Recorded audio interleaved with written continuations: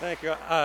Professor Gordon, Dean Sterling, President Salovey, I'm delighted to be here back at Yale with my wife, who is far more distinguished than I and holds an MAR from Yale Divinity School as well, in addition to having a distinguished career. I'm really happy to be here. I had the great good fortune of being asked to be a visiting professor at Yale Divinity School in 2004. This is right after one of my stints as being runner-up for every seminary deanship in the country. And at that time, I had taught only doctoral students and undergraduates. And coming to Yale Divinity School allowed me to teach that middle tier of students. And I think it's probably the best teaching experience I've ever had. I thoroughly enjoyed my time here. And I miss it, to be honest. It was a great pleasure. So to be invited back, I appreciate it very much. And I'm honored to be here, and I mean that in every sense of the word. I see some friends here.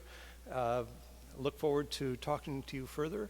And it's good to be back here, even though some of those friends will not like what I have to say tonight. So. I know that. Being asked to give this talk got me to thinking about what my field is religion in North America, and the effect that the Protestantism has had on that. And so I began to kind of cogitate on that over many months, and have come up with something that is somewhere between a lecture and a Jeremiad. So we'll see how this goes. Failure at Regensburg. Jesus and his disciples gathered one last time in a rented room. After generous servings of Caesar salad and pasta marinara with a side of grilled broccolini, Peter and Nathaniel asked for seconds, Jesus grabbed a baguette, broke it, and passed it to his dinner companions. "This is my body," he said. "Do this in remembrance of me." He picked up the bottle of wine, a nice California Merlot, and poured some into a goblet. "This is my blood," he said, lifting the chalice. "Do this in remembrance of me." A low murmur filled the room after everyone had taken a sip. The disciples had a sense of something portentous. Finally, Judas Iscariot excused himself, pleading that he had another engagement. When Thaddeus and Matthew began to push their chairs away from the table, Jesus called for attention and said he wasn't quite finished yet. He instructed James to pass around the box of golf pencils, and Philip distributed half sheets of paper, each containing 3 outline points, followed by a blank space for taking notes. "Some of your followers in centuries to come," Jesus began, "will profess to take all of the words of Scripture at face value, except maybe the stuff about caring for the least of these." The disciples fell silent. "Many will be especially fixated on Leviticus," Jesus continued, "but they won't even pretend to interpret, 'This is my body,' literally." For the second point, Jesus said that in the distant future, in a place called North America, Thomas shot Andrew a quizzical look, a communion steward in Vineland, New Jersey, would figure out a way to pasteurize grape juice so it wouldn't ferment. Simon the Zealot scribbled, "What's temperance?" onto his outline. James wrote, "Why would anyone not want grapes to ferment?" The third point on the outline read simply, memorialism. Some followers long from now, Jesus explained, would contend that the bread and wine of Holy Communion merely remind them of Jesus. They will gather once a week to hear music and listen to a sermon, Jesus said, and then after greeting some of their friends, they will head to the parking lot and out for dinner. Peter shook his head. "What's a parking lot?" he asked. "And what about the bread and wine?" Jesus explained that because these people believed that Holy Communion was merely a mnemonic exercise, they elected to break bread and drink grape juice only once a month or once a quarter, or even less frequently than that. Now all of the disciples shook their heads. So why do these people bother to get together with one another? John asked. What's the point? Didn't you tell me that unless you eat the flesh of the Son of Man and drink his blood, you have no life in you? He who eats my flesh and drinks my blood has eternal life? A long silence ensued. Jesus thought for a moment and finally said, "It's a mystery." I hope it is clear by now that far from being facetious or sacrilegious, I'm trying to make a larger point, namely that the Protestant refusal to embrace the mystery and the efficacy of the sacraments has left Protestantism vulnerable to cultural currents and especially to the ravages of unbridled rationalism. Specifically, the reaction to the Catholic doctrine of transubstantiation, that the bread and wine of Holy Communion are transformed into the actual body and blood of Christ, led Protestants to place something other than the mystery of the Eucharist at the center of their ritual life. That, exacerbated by the emergence of Enlightenment rationalism at the end of the 18th century, denuded Protestant iterations of Christianity of its mystery and sacramental richness. The turning point occurred at Regensburg in the spring of 1541, and for anyone who cared about the future of Christianity in the West, the stakes could not have been higher. The Protestant Reformation was a quarter century old. Western Christianity was divided, and the two parties, Catholic and Protestant, met in a last-ditch effort to heal the breach. Representatives of the Vatican, led by the Irenic Cardinal Gaspero Contarini, and Protestantism, represented by Philip Melanchthon, Johann Grapper, and Martin Butzer, gathered in April 1541 at the Imperial Diet of Regensburg in an attempt to come to an agreement that would restore the unity of Christendom.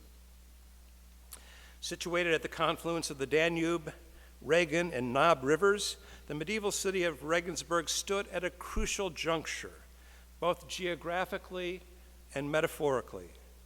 The stone bridge over the Danube had been constructed early in the 12th century, and the German Gothic cathedral, begun in 1275, was still under construction when the colloquy at Regensburg convened. Charles V, the Holy Roman Emperor, who was worried about Muslims to his east and a divided Christianity in the west, wanted unity, both for religious and political reasons. In advance of the colloquy, Butzer and Grapper had drafted a comprehensive statement of Protestant doctrines as a basis for discussions. Remarkably, and somewhat to everyone's surprise, Protestants and Catholics, with only minimal negotiation, came to an agreement on the doctrine of justification by faith, which some thought would be the most intractable. Then came sacramental theology. The Protestants quibbled with Catholic understandings of the sacrament of penance, but the real impediment to unity centered on the Eucharist, specifically the doctrine of transubstantiation, the notion that the bread and wine of Holy Communion actually became the body and blood of Christ. Here the Protestants had succumbed, to one degree or another, to rationalism. How, after all, does one explain the transformation of wafer and wine into flesh and blood? Martin Luther himself, after all, was a rationalist. His summation at the Diet of Worms reiterated that unless he was convinced by Scripture and plain reason, he would not recant. A statement not without irony, because Luther had excoriated the rationalism of both Aristotle and Thomas Aquinas and had referred to reason as a whore. In Sacramental Theology, Luther found himself in an increasingly untenable position among his fellow Protestants. He tried to hold the line against the memorialists in Switzerland and southwestern Germany, who insisted that the function of Holy Communion was merely to remind believers of the death of Christ.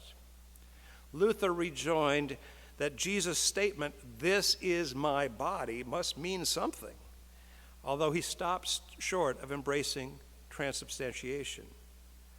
Luther's position was that Christ's body and blood was in, with, and under the elements of bread and wine, that there was a sacramental union between the outward forms and Christ's body and blood. Protestants, then, were by no means united on this question. In 1536, Protestant theologians had gathered at Wittenberg to discuss their differences over Holy Communion.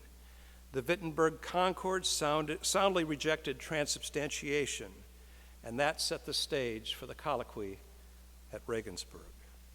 Neither side was willing to give ground. Even Contarini, the seasoned diplomat, could not break the logjam, in part because he refused to barter away the doctrine of transubstantiation. For him, the alchemy of grace in the sacraments was non-negotiable. For their part, the Protestants, including John Calvin, caucused on the matter. Calvin summarized their sentiments. It was the opinion of all that transubstantiation was a fictitious thing. For rationalists like Calvin, fiction was the antithesis of reason. The colloquy at Regensburg ended in failure. Where did this affinity for rationalism begin? Jesus told his followers to love God with their heart, soul, and mind, but I wonder if there's a reason, if you'll pardon the pun, that Jesus placed mind at the conclusion of that triad. Thomas was probably the first Christian positivist, demanding to touch Jesus' wounds, but no rationalist was more important than Paul, the convert from Judaism. Christianity probably would not have survived the first century without Paul, who took it as his mission to codify and routinize the new faith, a task he pursued with relentless, even exasperating logic.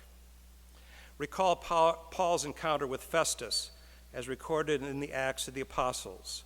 Hailed before King Agrippa, Paul launched into a spirited defense of the Christian faith. Festus interrupted. "You are out of your mind, Paul," he shouted. "Your great learning is driving you insane." Paul promptly defended his sanity, adding, "What I am saying is true and reasonable." The Roman Catholic Church has harbored its share of rationalists down through the centuries and to the present, but the liturgical focus has always been on the mystery of the sacraments, especially the Eucharist, and the lectionary tilts toward the Gospels rather than the epistles. Protestants and evangelicals, especially by contrast, gravitate toward the writings of Paul. Luther's repristination of the faith came after his confessor directed him to Paul's writings, especially his letters to the Romans and to the Galatians. Luther himself, an Augustinian friar who considered himself a true son of the Roman Catholic Church, was reluctant to abandon it and to devalue the sacraments. But the forces he unleashed, sola scriptura and the priesthood of believers, quickly spiraled out of control. In the absence of a hearty sacramentalism, Protestants have placed elements other than the Eucharist, especially the sermon, at the center of their worship. Luther himself advocated this, reasoning that theological education and understanding was essential to the faith. On the face of it, it's difficult to argue against that logic. And there can be no question that medieval Catholicism, with the sale of indulgences, for example, preyed on a theologically misguided and biblically illiterate populace. But the sermon has come to play an outsized role. English Puritans established Puritan lectureships to ensure that parishioners were schooled in the rudiments of Protestant theology. The centrality of the sermon especially manifests itself in American Protestantism, as evident in everything from liturgy to architecture. Puritan sermons, relentlessly didactic, lasted several hours, with more on Sunday afternoon and another lecture on Thursdays. Whereas in the Catholic liturgy, as well as Episcopal and Lutheran, the sermon or homily is a way station in the service, which builds toward the crescendo of the Eucharist. Protestants typically showcase the sermon. In Roman Catholic venues, the altar is the centerpiece. In most Protestant churches, on the other hand, the pulpit takes center stage, and the service culminates in the sermon, also known in evangelical circles as the message. And make no mistake, the sermon, more often than not, is an exercise in rationalism. A good and effective preacher can tug on the heartstrings, but the task generally is to impart some insight or information, and particularly in many evangelical congregations, the auditors dutifully take notes. Not long ago, I stumbled across a Facebook post that asked, "Can you remember the main point from last Sunday's sermon?" Social media is not exactly my milieu, but I decided to take the bait. In fact, being both a Luddite and an insufferable grammarian, I'm tempted to say that social media are not my milieu. The question itself is all wrong, I suggested in my posting. The purpose of worship is not to pick up another pointer or bask in the glow of some whiz-bang exegetical insight. The idea is not to accumulate a star from the preacher if we remember the gist of Sunday's sermon on Tuesday afternoon. Worship is where we meet Jesus and partake of his grace. And Jesus himself said that we encounter him in the breaking of the bread. Consider his appearance to the disciples on the road to Emmaus. Yes, the disciples had premonitions of who he was as he walked beside them, but they knew for certain it was Jesus when he broke bread with them. Having divested itself of sacramental mystery, Protestant Christianity has looked for other ways to reinfuse the faith with wonder and emotion. Praise music, now ubiquitous in evangelical congregations, is only the most recent example. Many Protestant congregations subscribe to the cult of novelty, endlessly experimenting with new schemes, drive-in churches, contemporary prayers and music, shopping mall-style food courts to attract the masses. Throughout American history, evangelicals have been especially adept at speaking the idiom of the culture, from the open-air preaching of George Whitefield and the circuit riders of the frontier to suburban megachurches and internet-based worship. In my field of American religious history, the First and Second Great Awakenings represent classic attempts to appeal to something beyond rationality and scholasticism. The Great Awakening of the 18th century laid bare the divide between rationality and mystery, creating a chasm that in many ways still defines Protestantism in North America and is graphically evident on the New Haven Green. The old lights, opponents of the revival, clung to rationalism. The new lights embraced enthusiasm. But as both converts and historians recognize, revival enthusiasm is evanescent. Jonathan Edwards labored mightily to justify the religious affections spilling out during the Great Awakening, but it's very difficult to sustain evangelical fervor, and even more difficult to pass religious enthusiasm to succeeding generations. Edwards himself, who presided over the revival in Northampton, lost his job several years later and was dispatched to the frontier town of Stockbridge, Massachusetts, a posting that, as my graduate mentor once observed, would be like sending Karl Barth to Pago Pago. After the Second Great Awakening, Ann Lee and the Shakers harvested converts eager to recover the religious enthusiasm they had experienced in the camp meeting revivals. The Pentecostal ecstasy of the Azusa Street revival eventually succumbed to the sociological inevitability of routinization into institutional forms, even though evangelists are able briefly to rekindle the enthusiasm from time to time. Now, 500 years into the Protestant Reformation, I'm prepared to argue that the Protestant embrace of rationalism has contributed to its undoing. In America, at least, Ulrich Zwingli's memorialist approach to Holy Communion has prevailed over Luther's more nuanced approach, and certainly over transubstantiation, which is still held by some Episcopalians. Some Protestants talk about the mystery of Holy Communion, but memorialism is no mystery at all.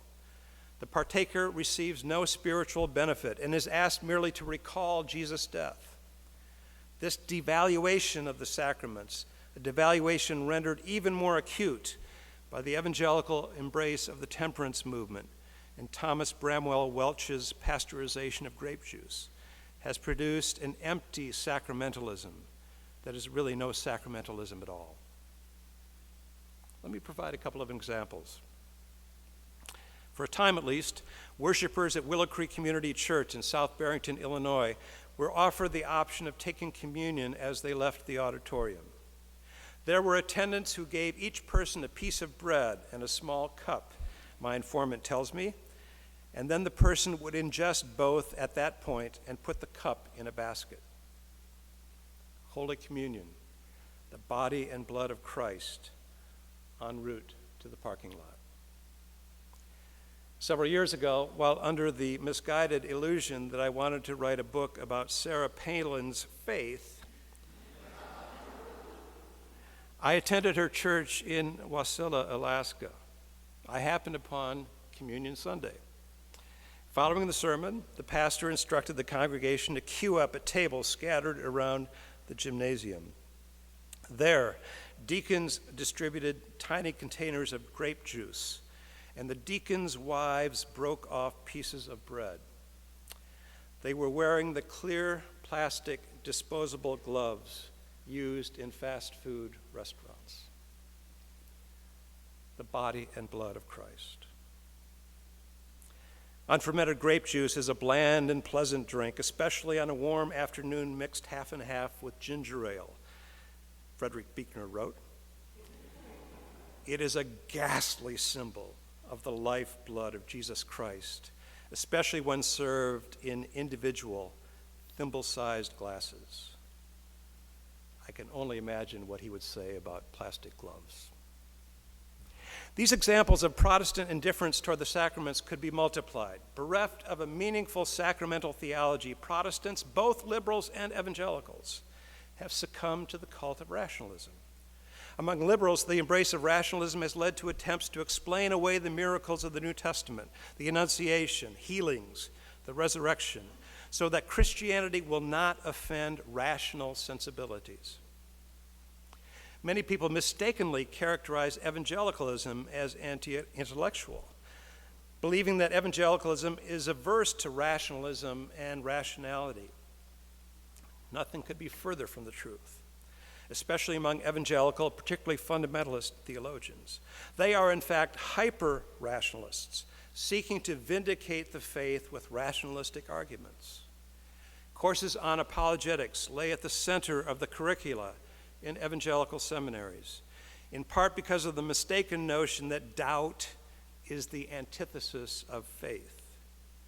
Students in evangelical seminaries are taught to argue for the faith, and much of the focus represents an attempt to revisit the intellectual battles over biblical inspiration, especially, that evangelicals lost to Darwinism and German higher criticism in the 19th century.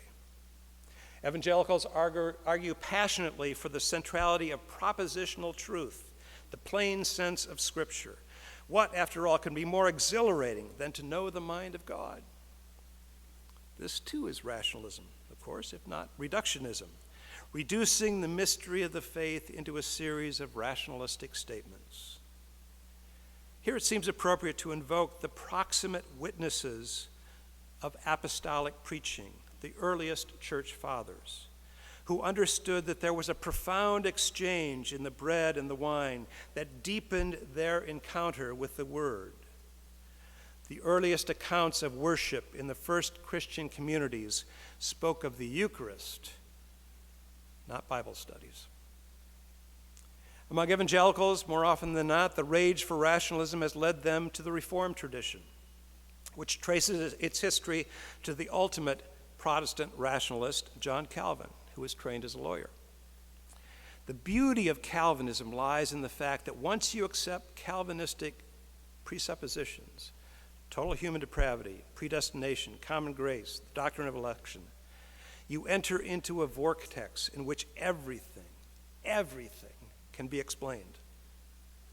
Evangelical logic choppers love Calvinism for precisely that reason. And I suspect it is no coincidence that Calvin himself felt obliged to defend himself against the charge that his sacramental theology was, quote, bound to human reason. By the 18th century, the confluence of Protestantism and Enlightenment rationalism had robbed the Protestant world of enchantment. Protestants resorted to other schemes, social action, entertainment, novelty, even demagoguery, to sustain popular interest. Protestant theology, however, had calcified into a barren sacramentalism and the sterility of Reformed theology. Holy Communion, the Alchemy of Grace, was reduced to little more than a mnemonic exercise. To invest it with deeper significance would offend rational sensibilities. Roman Catholicism, to be sure, has had its share of rationalists over the centuries, and mystics at various times have sought to restore a sense of enchantment to the faith. But even the most cerebral among Catholic rationalists have rarely tinkered with the Eucharist. To take a prominent example, Thomas Aquinas, rooted in the tradition and citing such authorities as Hilary, Augustine, and Cyril, stoutly defended the doctrine of Christ's real presence in the Eucharist. "Sing, my tongue," Thomas wrote, "the mystery of the glorious body and precious blood." Various movements over the centuries have sought to reinvest Protestantism with a sense of mystery: pietism, transcendentalism, Pentecostalism. But absent the foundation of a rich sacramental theology, all have foundered. I suspect it is no coincidence that the evangelical resurgence in recent years has been driven in large measure by the adaptation of the trappings of Pentecostalism, with its emotions and its emphasis on the affections over the intellect, but with scant attention to the sacraments. The failure at Regensburg placed Protestants on the road to a largely unmitigated rationalism. The recovery of a solid sacramental theology would go a long way toward reinvesting Protestantism with a sense of enchantment. In small, discrete ways, this is beginning to happen. Various Protestant congregations are observing Holy Communion every Sunday, rather than once a month or once a quarter. Most have yet to develop a theology befitting such a move. It's still a matter of citation without attribution, but the theology may come in time. At the very least, this attempt to reclaim the sacrament represents a yearning for something that was lost. But it's also important to recall Hans Urs von Balthasar's warning against Holy Communion as performance.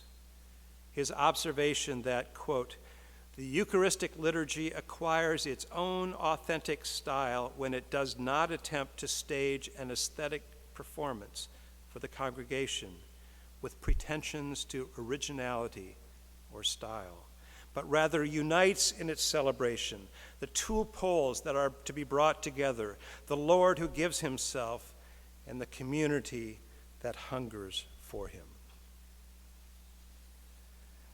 Recovery of a sense of enchantment in the Eucharist would be a countercultural gesture of defiance, one that says people of faith refuse to allow the canons of Enlightenment and rationalism serve as the final arbiter of truth. Positivism is not the Holy Grail. The embrace of a robust sacramentalism would assert that we inhabit an enchanted universe where there are forces at play that we can't begin to understand, much less reduce to rationalistic explanation. We live at a moment when a growing number of Americans have turned their back on religion, especially Protestantism, when more and more people describe themselves as spiritual but not religious. I'm never exactly sure what that means, and I suspect there is no single answer.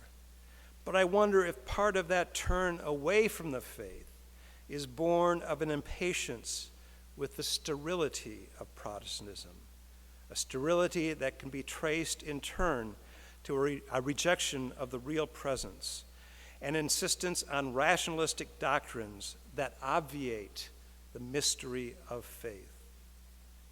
Recovery of that mystery, a countercultural act of defiance, begins with the sacrament of Holy Communion, the Alchemy of Grace. Thank you.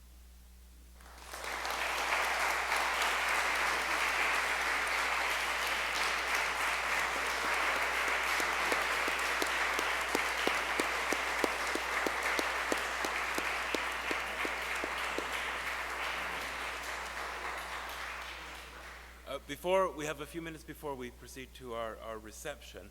Professor Balmer has very kindly said that any responses, comments, or questions that people might have. Would you?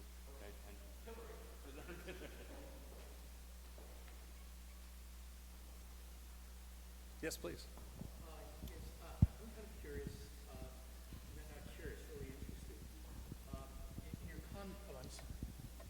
interested. In your comments, could you in some ways distinguish, is it possible to distinguish the act of the mystery of transubstantiation by the means by which it supposedly takes place by the priestly activity?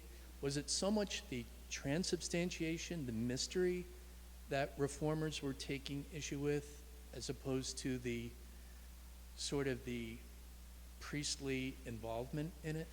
I think a bit of both. That's a good question. It's a bit of both in the sense that they were suspicious of this transformation that took place in transubstantiation. But also you have with Luther, with his assertion of the priesthood of all believers, that by definition devalues the role of the clergy in the process. So I think it's probably a bit of both on the part of the reformers. Thank you for a very provocative lecture, but also interesting. I was just interested to ask, I'd like to hear you talk a little bit more about the identification of transubstantiation as somehow an anti-rationalism, when certainly the Protestant reformers would have thought about it as exactly the opposite. This is the mystery of the Eucharist, which has then been kind of boxed in using Aristotelian logical categories, which are not found in the New Testament, and then the Protestants are themselves reacting strongly against this sort of scholastic rationalism, which is why you have that sort of Lutheran comment. Yeah, I suppose you could parse it that way, but I don't think that was the effect of it, because if you look at where it went from there, where did it go from Luther? Where did it go from his writings about the sacraments, particularly with the memorialists? It goes in a very, very different direction, I think. I take your point, and I think it's a legitimate one, but I don't think that was what was going on, really.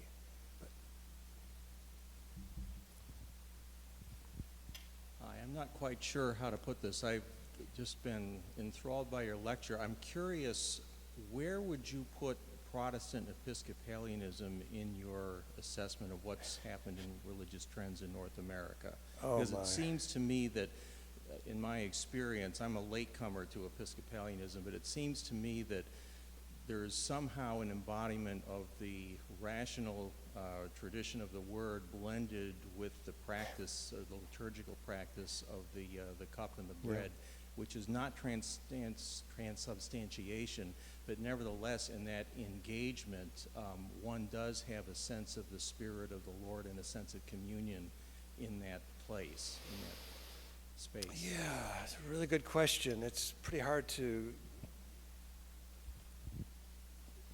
pin Episcopalians down on these matters, or on pretty much anything, and I say that as an Episcopal priest myself.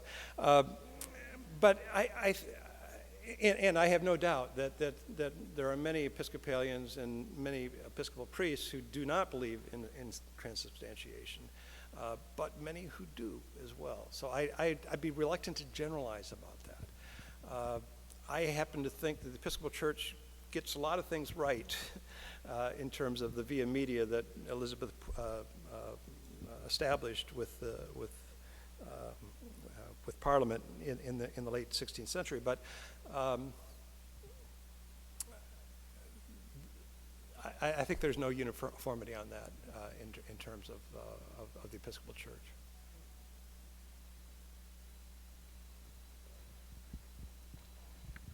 Hi.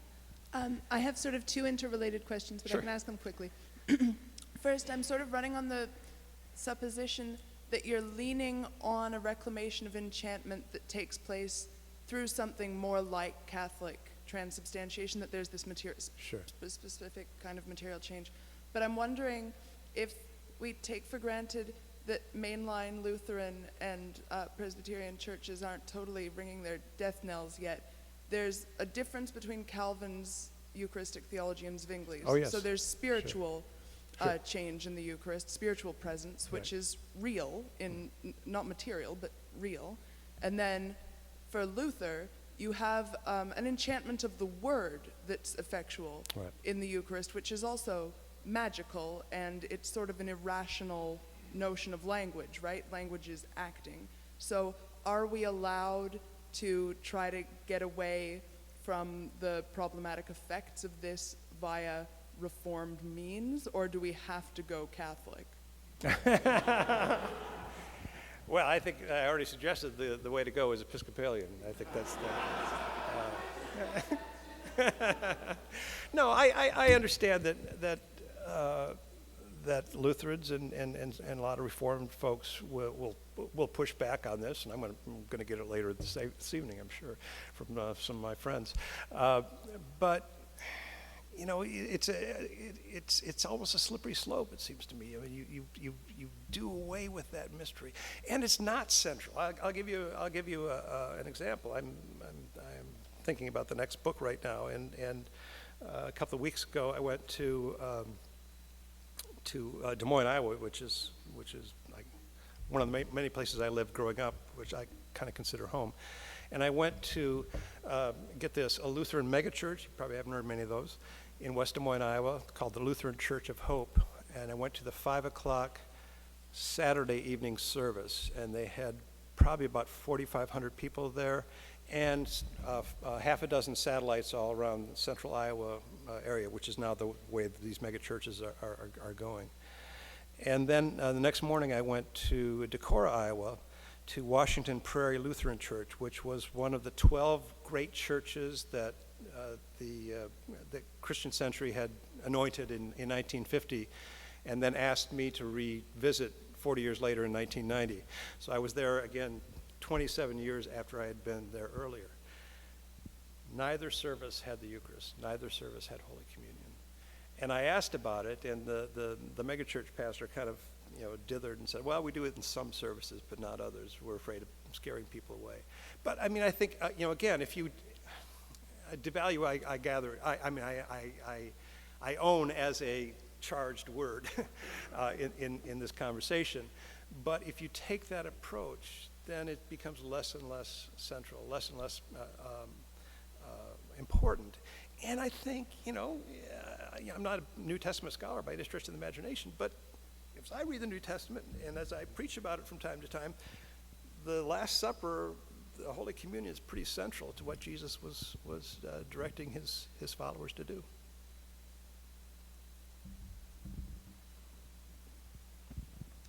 Thanks for your very interesting talk. I'm wondering if to affirm transubstantiation would not be to transcend the rationalism completely, since it still affirms a positive doctrine. Yep. And I wonder whether you might commend just agnosticism, official agnosticism, and openness to a variety of positions, while changing the form in the ways that you want, but maybe not gravitating towards a particular doctrine, which I think can strike many as a kind of intellectual overconfidence. It's its own sort of rationalism. That's a quintessentially Protestant response to the situation. That is to allow all sorts of different interpretations. Yeah,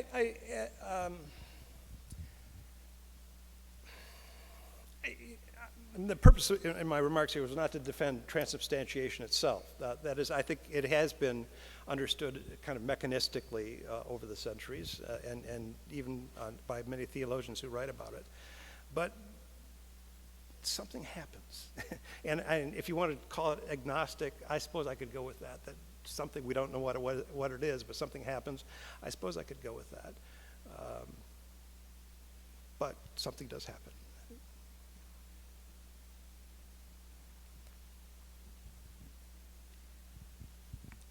Let's say we accept your view of the most enriched sacramental theology, that the material change is the body of Christ. Now, how does that change the way that materiality is seen in terms of enchanting the world that may be lost in Protestant Christian culture? Say that last part again, I'm sorry. So let's say we take that seriously. Yeah. And so you're saying that at large, this need to re-enchant culture and these different recovery efforts to make that happen, but not through accepting transubstantiation. Let's say we do accept it. How does that what are the implications? How does this transform the way that we see an enchanted world materially? What are the implications for material, for the power of materiality? Why is that important? Why is materiality important? I'm not sure I catch the connection here. So what I'm saying is that if transubstantiation is true and materiality is now something that can bear the presence of God, right? How does that impact the way we view the environment, the Sure. environmental absolutely. implications that and that would in turn change material practices within Christian cultures? Absolutely, I think it does, and I think again the Roman Catholic churches or the Catholic doctrine is not the only way to approach this. I'm right now working on a film project about the Orthodox Church in Alaska, so I'm becoming familiar with some of the Orthodox teachings on this, and they're very clear about this, that God is everywhere, Jesus is everywhere, and this is one of the bedrock foundations of their theology. But it also manifests itself in the Eucharist and in the mystery of the Eucharist. I absolutely, I think it has huge implications. Absolutely.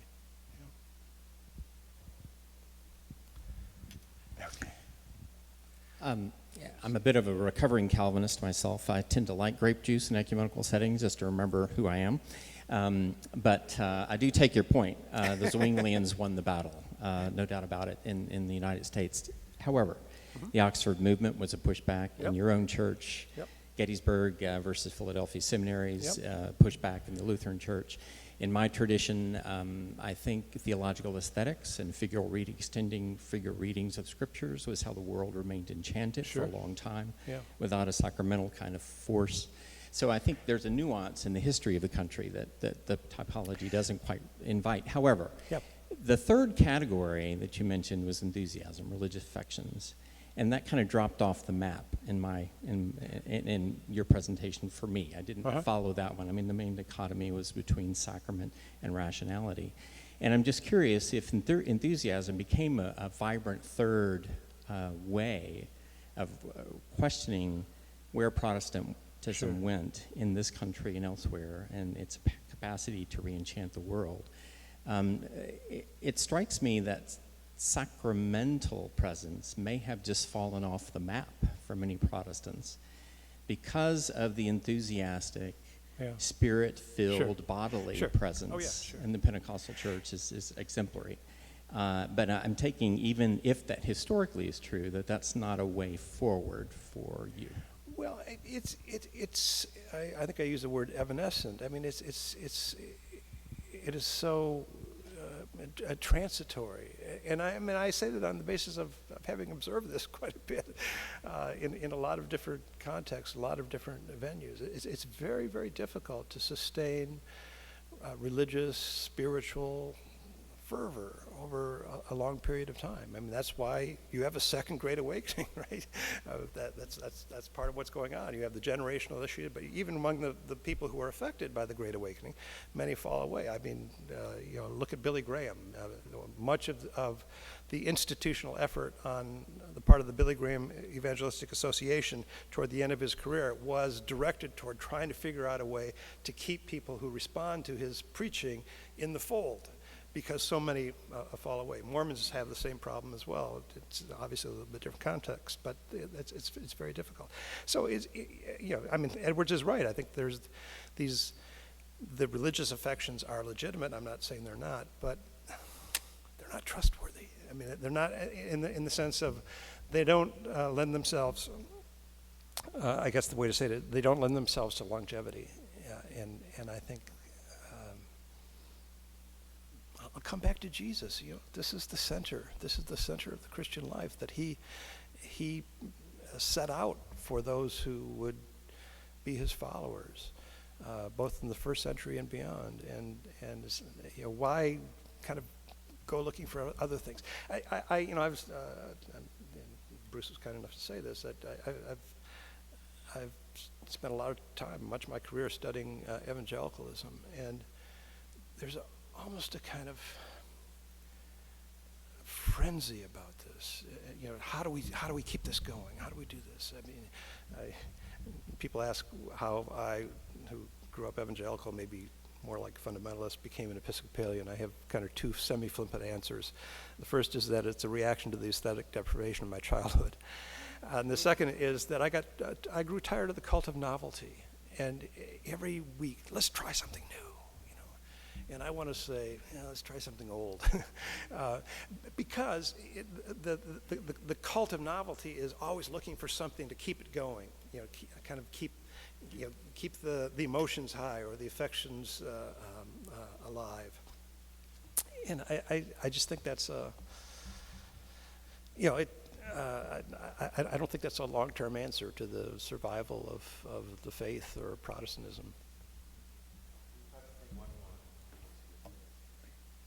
Hi, thanks for your talk. Thank you. I was wondering if you could give a bit of a fuller definition of what you mean by rationalism. And the reason I'm asking is, as you know, I'm sure rationalism has meant many different things at many different times. Sure. And as you mentioned, Luther and Calvin and Descartes and Kant, going forward through the Enlightenment, many people are interested in a critique of reason. Yeah. So I'm wondering if, this is kind of piggybacking off the last question, if enthusiasm is dangerous, what kind of critique of reason opens up the attention to mystery that you're after?